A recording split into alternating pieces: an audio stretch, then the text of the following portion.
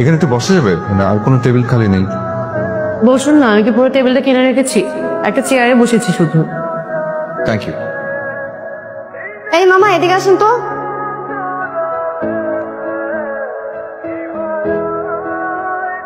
কি ভাজি রান্না করছো? লবণ নাই, স্বাদ নাই। ইলিশ মাছ আছে? না। কি মাছ আছে?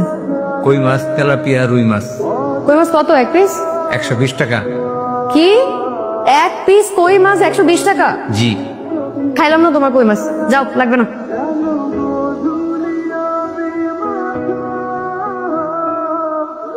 ম্যাডাম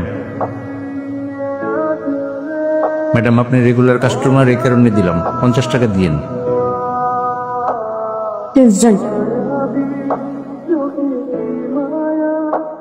কিছু বলবেন? না, কিছুই বলবেন না? কি বল? আপনি তো এলেন, আপনি কিছু বলবেন? জি, আমি কিছু বলবো। কি?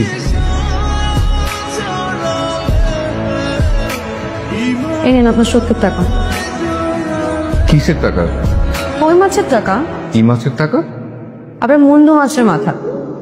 সেদিন খাবারের মাঝখান থেকে উঠে গিয়ে নিজের টাকা খরচ করে যে 70 টাকা দিয়ে আমাকে কই মাছ কিনে দিলেন, কি মনে করেছেন আমি বোকা মেয়ে, ধরতে পারবো না?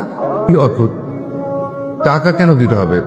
দেখুন, আমি কিন্তু অসুস্থ বোধ করছি। অসুস্থ বোধের সাথে আপনার অপরাধ বোধও করা উচিত। আপনি কেন আমাকে চালবাজি করে খাওয়াবেন? আমার আত্মসম্মান বোধ নেই?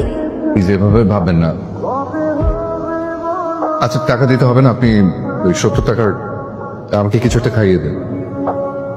আমার সাথে এক টেবিলে বসে খেতে সমস্যা নেই তো?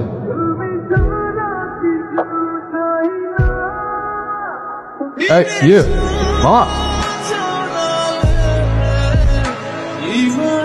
মেয়েটাকে আর তোরা বিদেছিস কেন? ইচ্ছা করে?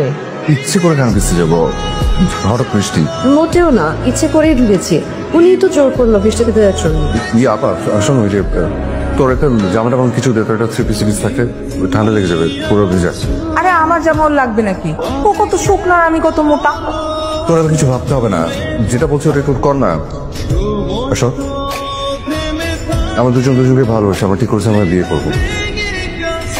ও একা, আমার জীবনে কেউ নেই। আমরা যদি বিয়ে করি, তুই রাজি হবি? তোর কোনো সমস্যা?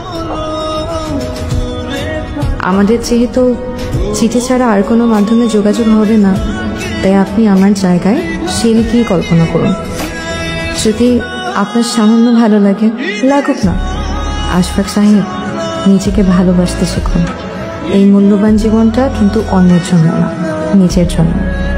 নিজেকে যত গুরুত্ব দেবেন, যত ভালোবাসবেন, জীবনের সার্থকতা তত পূর্ণতা পাবেন। অন্তত আমার কাছে এটাই মনে হয়। কী লাভ অন্যের জন্য নিজের আনন্দটুকু মাটি করে? ভালো থাকবেন।